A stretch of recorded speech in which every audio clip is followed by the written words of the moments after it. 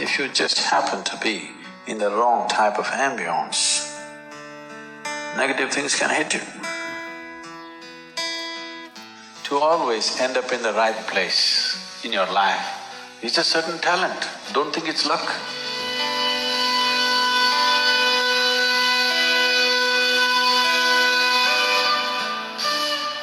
In the spiritual traditions,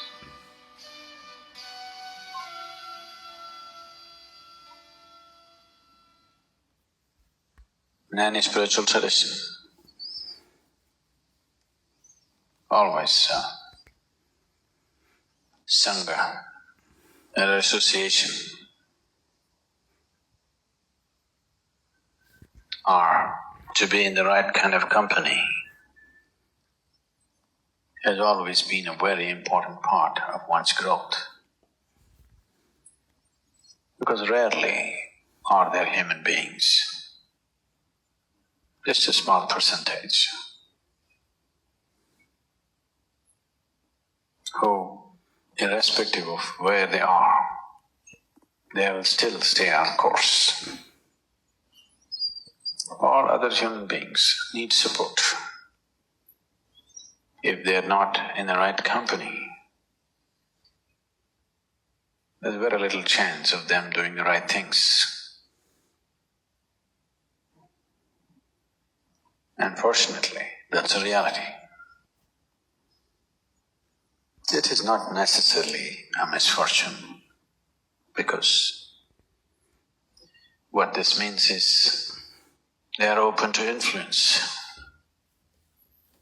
It is the responsibility of the social fabric to create the right atmosphere for every individual,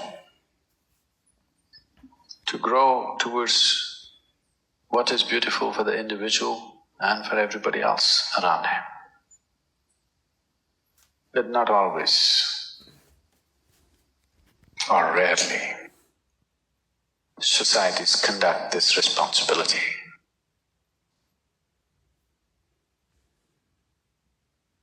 In the right sense, because societies are not led. Societies are allowed to go through a metamorphosis depending upon what is the influence. In that direction it grows. I don't know, I still don't want to believe it.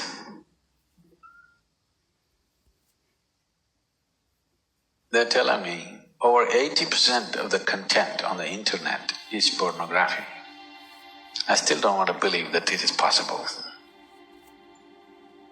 But people who are in the know are telling me, Sadhguru, that's how it is.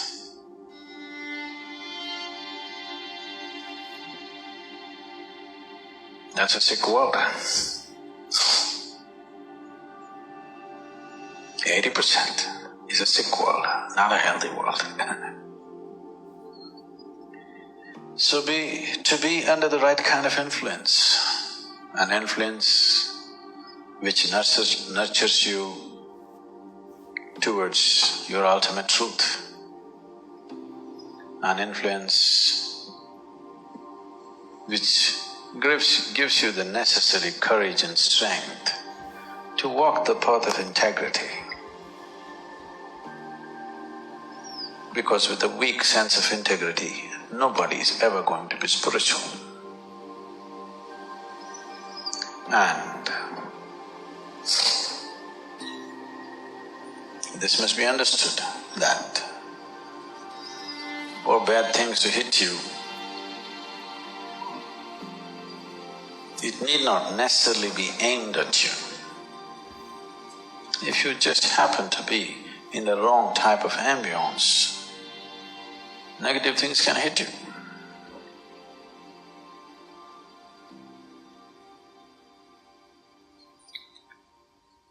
That reminds me, two terrorists were preparing envelope bombs, postal bombs.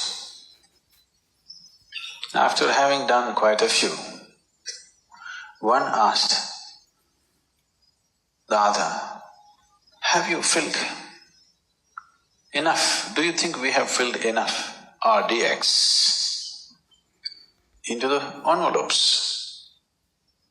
The other said, why don't you open it and see? He said, oh, it will explode if I open it. I said, you fool, it's not even addressed to you. It need not be addressed to you. You open the wrong can, it'll blow up in your face. This is so in the world. This is so within you. There are lots of bins in your head. You open up the wrong bin, worms will crawl out. You open up another bin, fragrance will come out of it. Have you noticed yourself? Have you yourself noticed within you? If you open certain part of your mind, filth will come out. If you open another part of your mind, fragrance will come out. Have you not noticed? To be conscious enough, to be in the right company so that filth will not be tolerated, so that you open up the fragrance within you, not the filth, is an important part of one's growth. Because you don't have to go looking for a gutter for filth. There is enough in your head, isn't it? It is just that. There is enough garbage in every place. There's enough garbage in the ashram also, so many people living. I'm sure there's enough filth. But we sit here with nice breeze and fragrance. We don't go sit there where there is filth. The same goes within you. Within the geography of your body, there is filth and fragrance. Which one do you open up for yourself and everybody around you? That's a big question. That takes a certain level of awareness and a certain company. This is why Satsang, to be in the company of truth, very important. If you go around the ashram,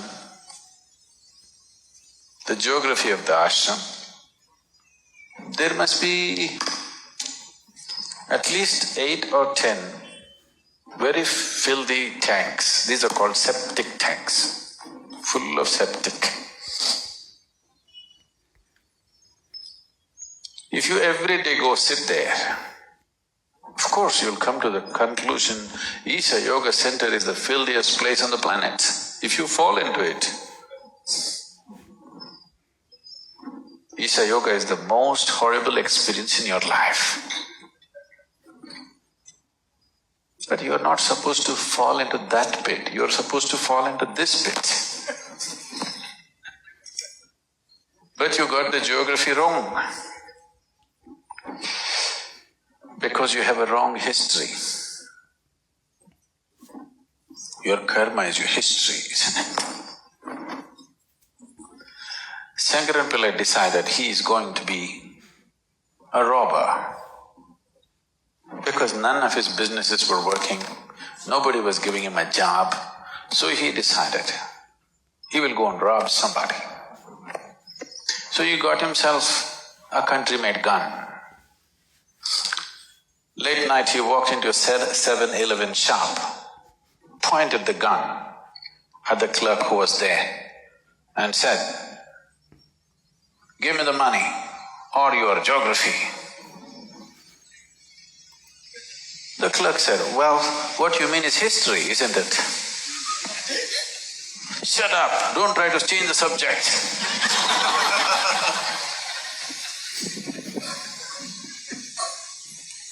No, we are not talking about different subjects. There's only one subject, that's you. But you can either fall in this pit or that pit. That will be your experience of life. So to fall into the right place, it is a certain talent. You have to grow into it, you have to mature into it. You always know how to be in the right place. In a way, satsang means just that, communion with truth, or you are building a relationship with truth. If you're in the company of truth, your interiority is pleasant. If your interiority is pleasant, naturally pleasant things come towards you. And you will also have a tendency to move towards pleasant things.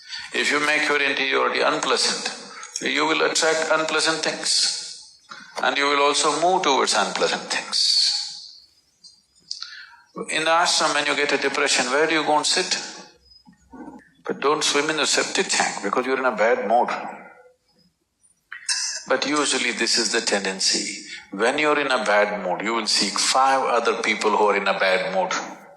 No, when you're in a bad mood, you must seek 5 people who are in a good mood, isn't it? No, but that's not the way. When you're in a black mood, you will seek 5 other people who are in the same mood, isn't it? That's just like going to the septic tank for a swim because you're depressed. The wrong way to handle life, that's all. I'm not saying you should not do it. It's just not in your favor, that's all. It is just that you have become so self-sufficient, you don't need any enemies anymore in your life. There's a lot of self-sufficiency. So, spiritual process is another thing. To keep physiological cleanliness and psychological cleanliness is the first thing. Otherwise, spirituality will be a battle. It will not be, fragrance of a jasmine upon the spring breeze, no. It will be an uphill task, a battle, all the time a battle. A lot of people experience their life, particularly their spiritual life, as a battle because they do not maintain some fundamental discipline about the geography of their body and the geography of their psychological space. If these 2 things are not managed, everything will be a battle. Now, you happen to claim that you're spiritual, so that will also be a battle. That's the only way life can be. So, satsang means to make friends with truth. Truth is your friend, not falsehood. You start at whichever level of truth you know. You don't have to start at the ultimate truth, you cannot. However you understand truth, you start with that. You understand truth as, let's say, speaking truth, please start with that. You understand truth as being gentle to everything around you, start with that, it doesn't matter where you start. Whichever way you understand truth, you start from that and see how to take a step every day.